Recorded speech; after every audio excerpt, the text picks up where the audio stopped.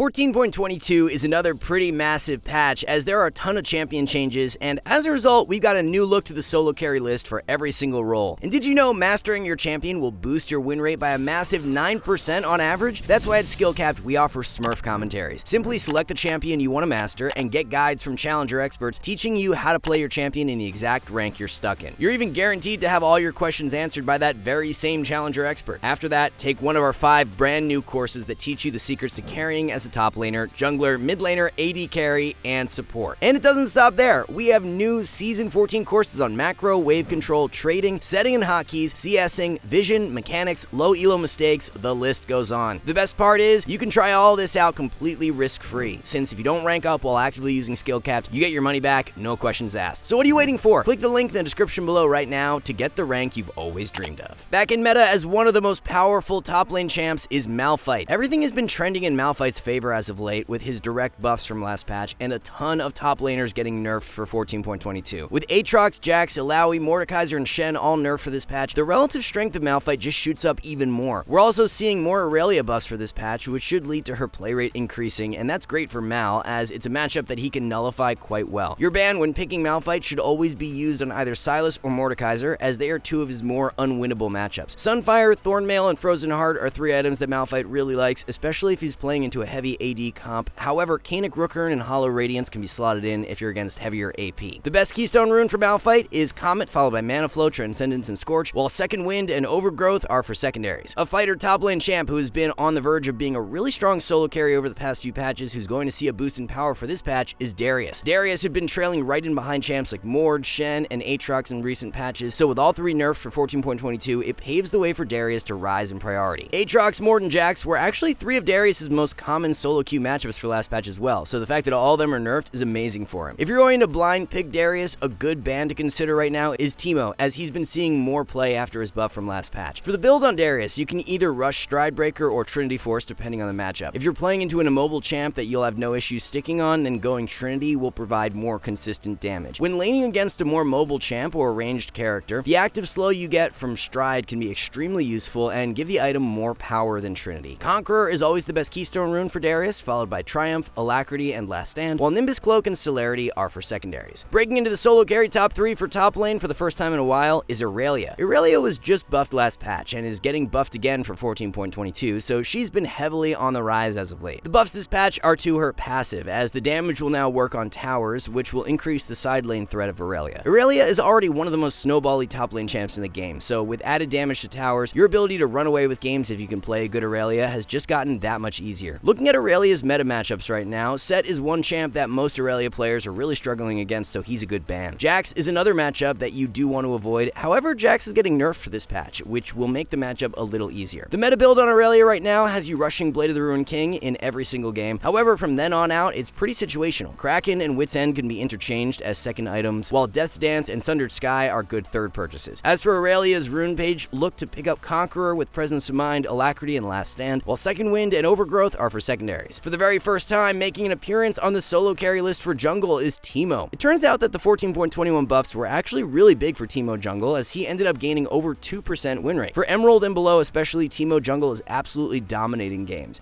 Teemo does fall off a bit once you get to Diamond, but for the majority of players, he's a great pickup for this patch. Now, looking at Teemo's matchups right now, one champ he's absolutely thriving against is Viego. With Viego being the most played jungler in the game, this is giving Teemo a lot of strength. Other champs who are pretty auto-attack reliant like Graves, Master Yi, Briar, Shinzao, and Kindred, Teemo is performing great against in solo queue due to the fact that he can block a lot of their auto damage with his blind from Q. One matchup you definitely want to ban out when picking Teemo is Nocturne, as his spell shield combined with Fear makes it extremely difficult for you to win out in a duel. For Teemo jungle's build, look to grab Nashor's Tooth, followed by Liandry's second and Malignant's third. As for the rune page, it's going to be Press the Attack with Triumph, Alacrity, and Cutdown, while Freeboots and Cosmic Insight are the best secondaries. Avoiding any sort of nerfs for 14.22 and back as one of the best solo queue junglers is Nocturne. The only jungler who held a higher solo queue win rate than Nocturne in 14.21 was Udyr, and with Udyr nerfed for this patch, there's really no other jungler who's coming close to contesting Noct. The current core build for Nocturne provides him with so much dueling strength and sticking power as you build Stride Breaker into Hex Plate. When you complete this 2-item core and dive the enemy with your R, there's really no way for them to escape from you unless they flash over a wall and you don't have flash yourself. Stride gives you the slow, and then you get movement speed from Hex Plate, so that should give you enough time for your fear to go off, and by then the enemy squishy is likely dead. There's not really a specific jungle matchup that you have to worry about banning when picking Nock right now, so using your ban on a meta peel support like Lulu is a good idea, as she can do a good job at nullifying your dive strength. For Nocturne's rune page, you can run either Conqueror or Lethal Tempo. However, Conqueror is still the rune outperforming and looks to be the better option right now. Rounding out the top 3 for jungle this patch and skyrocketing in priority as of recent is Graves. Plain and simple, the buffs to the Collector have brought Graves back into meta as he's now got access to a much quicker 2-item spike. Ghost Blade is being changed this patch as well, with the AD on the item dropping by 5. However, you'll now get 4% movement speed. On paper, you may think this is a bad trade-off, but when taking into account the gold value of both stats, you're actually gaining gold efficiency on Ghost Blade with this change. 4% movement speed is worth 335 gold, while 5 AD is only worth 175 gold, so you're gaining 160 gold worth of stats from this adjustment. For a ranged character like Graves who needs to be kiting around and positioning properly in order to succeed, more movement speed is definitely a nice addition. Since Graves is such a powerful pick in meta, if you're looking to learn him for this patch, our new Master in Minutes course is now up on our website that will help you fast track your success. So the core build that you should be taking on Graves is Ghostblade Rush into the Collector second, and it's situational from then on out. Junglers who deal majority magic damage are who Graves tends to run into more issues against in solo queue, since he gets little value out of his armor from E, so banning out Elise is good value right now. Dark Harvest is the best keystone rune with sudden impact, eyeball collection, and treasure hunter, while Triumph and Alacrity are for secondaries. One mid lane champ that's going to be of extremely high priority for 14.22 and kicking off the top 3 for the role is Ahri. The only mid laners who have been picked as much as Ahri in recent patches were Syndra and Sylas, but for 14.22 both those champs are nerfed, which will give Ahri that separation. Sylas has been one of the only meta matchups that Ahri has held a negative win rate against in solo queue, so even better for her that he's getting nerfed. Even with Sylas getting nerfed though, it's likely still going to remain one of the better bans if you intend on playing Ahri, as Sylas's power won't be dropping that much. Even though Ahri has not been buffed herself lately, she's gained a bunch of power just due to other mids getting nerfed and items that she doesn't use getting nerfed. We saw both Ludens and Storm Surge recently nerfed, and that affected a ton of mages, but not Ahri because she runs Malignance with Horizon Focus as her 2 core items. The best rune page for Ahri consists of Electrocute with Taste of Blood, Eyeball Collection, and Ultimate Hunter, while Mana Flow and Transcendence are for secondaries. With a bunch of mid lane mages nerfed over the past few patches, one who has been left untouched, who cracks the top 3 for 14.22 is Lux. Lux is definitely one of the more underrated mid laners now with how the past few patches have shaped out. Syndra and Hui used to be of higher priority than Lux, but due to both receiving nerfs, Lux has slid past them. Something that makes Lux so strong for solo queue is that she's basically like a long-ranged assassin. Full combo with Lux on 2 items is going to delete a squishy target, and by finding catch plays, you can easily dictate the outcome of games. Playing around Fog of War and waiting for enemies to walk towards you so that it's super simple for you to land your Q is how you'll find the most success with Lux. To learn more about Lux, we have a brand new course for the champ on our website that will teach you everything you need to know to master the champ. Champs who have high mobility and who can dodge your skill shots are more difficult to play into as Lux, so using your ban on Ahri or Yasuo is good value right now. The standard Lux build consists of a Luden's Rush into Storm Surge second and Rabadon's third. The rune page revolves around Comet with Mana Flow, Transcendence, and Scorch, while Cheap Shot and Ultimate Hunter are for secondaries. A mid laner who continues to be an outlier and just dominates patch after patch is Vex. Vex is such a valuable mid laner to be able to pull out for solo queue just due to how many hard winning matchups she has against commonly picked mids. Vex dunks on Sylas, Yasuo, Yone, and LeBlanc, who are 4 of the most played champs right now. 3 meta matchups that you will want to try and avoid when picking Vex include Syndra, Hui, and Lux. The one thing all 3 of those champs have in common is that they are significantly longer range than Vex, which makes it difficult for Vex to win lane unless the enemy really messes up. Out of those 3, Syndra is the one most played right now, so she'd be the one most worth using your ban on. The best core build for Vex consists of a Luden's Rush into Shadowflame second and Zanya's or Rabadon's third. Electrocute is the optimal keystone rune, followed by Taste of Blood, Eyeball Collection, and Ultimate Hunter, while Mana Flow and Transcendence are for secondaries. Rising up a ton in priority over the past patch, and now one of the best ADCs for solo queue is Caitlyn. Kate has been heavily on the rise recently due to a few direct buffs, and then also due to the Collector getting buffed. The core build for Kate right now consists of the Collector into Infinity Edge, so it's a very heavy AD setup. This is great for solo queue because it provides Caitlyn with a ton of upfront burst, which is really valuable to help capitalize on catch plays that your team finds. It's also a lot easier of a build to pilot as opposed to a heavy attack speed setup, as you're not as reliant on weaving auto attacks immaculately to see results. Just simply using your R in the mid game on a squishy target prior to an objective spawning and chunking their health bar can give your team such an edge up going into that fight. Third item on Kate will generally be Rapid Fire Cannon, but if the enemy comp is building quite tanky, then opting for Overlord Doms is the alternative. One matchup you may want to consider banning when picking Kate is Sivir, as her spell shield makes it so that your Q damage is really never going to hit. For the rune page, definitely don't sleep on First Strike, as it's very powerful with this heavier AD focused build. Most players are still running Fleet, but First Strike is outperforming by over 2%. Making her very first appearance on the solo carry list for ADC in such a long time is going to be Sivir. It's been a long time coming, but Sivir is finally back in a really good spot for solo queue after repeated buffs. Not only has the champ been directly buffed, but her rush item in Essence Reaver was buffed as well, which has given her that added spike in strength. So it's kind of the same formula as to how Caitlyn has made her way back up. Sivir in meta is really nice because she's an ADC who always is going to be of use to her team regardless of how the lane plays out. All the wave clear combined with the utility from her R provides Sivir with ways to be impactful without actually dealing any damage to champions. The build that you should be running on Sivir consists of an Essence Reaver rush into Flicker Blade second and Infinity Edge third. Sivir being a shorter ranged ADC does struggle a bit more into longer range champs, so Ashe is a good ban option. Pick up Lethal Tempo for the Keystone rune with Presence of Mind, Alacrity, and Cut Down, while Free Boots and Biscuits are for secondaries. Rounding out the top 3 for ADC this patch is going to be Kog'Maw. So it turns out that the recent nerfs to Blade of the Ruined King really didn't affect Kog's power much at all, so he remains a really strong ADC for solo queue. What makes Kog even better though right now is the fact that you can play him as an AD or AP carry. Over the past patch, there has been a new AP build pop up on Kog, and it's dominating solo queue. The build revolves around rushing Ludens, going to Archangel second, and then Horizon Focus third. This build is actually outperforming AD right now, so if you are in a game where your team comp is quite heavy physical damage, definitely look to try out this setup on Kog. The rune page to go along with this build is Comet, followed by Mana Flow, Absolute Focus, and Scorch, while Presence of Mind and Cut Down are for secondaries. If your team already has a good amount of magic damage, then you can just go for the standard AD build consisting of Blade of the Ruined King, Rage Blade, and Hurricane. Your ban when picking Kog is almost always best used on a meta dive champ, so Nocturne is one of the better options right now. Moving up into the top 3 for support for this patch is going to be Nami. If you want to play a lane dominant enchanter, then there is nobody better than Nami right now. The shift in meta that has occurred in the ADC role as of late with Kate seeing a lot more priority is really nice for Nami, as she loves pairing up with ADCs who can exert early game dominance. Nami actually has a better win rate with Kate than with Lucian right now, so her strength is definitely not tied to being played with Lucian at all. The build you'll want to run on Nami consists of rushing Imperial Mandate for a nice one-item spike, and then you have a lot of options from then on out. Dreammaker will be the item upgrade that you should prioritize. The optimal rune page revolves around Aerie with Mana Flow, Transcendence, and Scorch, while Bone Plating and Revitalize are for secondaries. Since Nami wants to play for more extended trades where heal from W can be of great value, banning out a support who wants to one-shot you in one rotation of spells is a good idea, and with Blitz buff for this patch, he's a solid ban choice. The best melee support that you can play for solo queue this patch is going to be Braum. With Poppy nerfed, it paves the way for Braum to rise up as that #1 melee support option. Braum is just an all-around very reliable support pick, as his skirmish is top tier and his kit makes him quite versatile. You've got engage and disengage strength with Braum and the ability to completely shut down heavy engage comps. This shift in the jungle meta that we have been seeing as of late is even better for Braum because we've been moving away from AP junglers and back towards AD picks. AD junglers are generally much stronger with Braum because they're going to be autoing a lot faster to help proc Braum's passive very quick. Graves and Viego are the 2 most played junglers right now, and both are super strong when paired with a Braum. The core build you should be taking with Braum consists of a Locket Rush into Knight's Vow second, while Solstice Slay is the item upgrade. Braum plays really well into most other melee supports, but can struggle a bit against pokey ranged champs, so banning out Karma is good value. Keystone rune will always be Guardian, followed by Font of Life, Bone Plating, and Overgrowth, while Biscuits and Cosmic Insight are for secondaries. And for the third solo carry support of the patch, we rounded out with Lulu. Lulu and Nami are neck and neck right now in terms of strength for solo queue, but both do have quite different win cons, so that can help to choose between the two. Lulu is going to be super strong when paired up with any scaling ADC, while Nami is better suited with early game ADCs. Kog'Maw, Sivir, Jinx, Twitch, and Aphelios are a few ADCs who Lulu can absolutely destroy games with. Ardent Sensor Completion is going to be that first big spike for Lulu to where her ADC is going to start hitting really hard in team fights. Second item will be Shirelia's, and then Dreammaker is the item upgrade. Banning out supports with strong catch power is what we would recommend when playing Lulu, so Blitzcrank is always a good option. As long as you can take extended fights with Lulu and your ADC does not get hooked in and bursted out instantly, then your 2v2 post level 6 can be very strong. Your rune page on Lulu should consist of Aerie with Mana Flow, Transcendence, and Scorch, while Bone Plating and Revitalize are the best secondaries. Alright guys, one last thing, our rank up guarantee is insane. It's like signing up for the gym and getting a refund if you don't get ripped. That's how confident we are in SkillCapped. We obsess over making the best guides with top players, rigorous testing, and top tier video editing to make your climb easy. If you're ready to level up, visit SkillCapped.com and see the difference. So that's gonna wrap everything up for the 14.22 edition of the best solo carries. Thank you all so much for watching. We'll see you in the next one.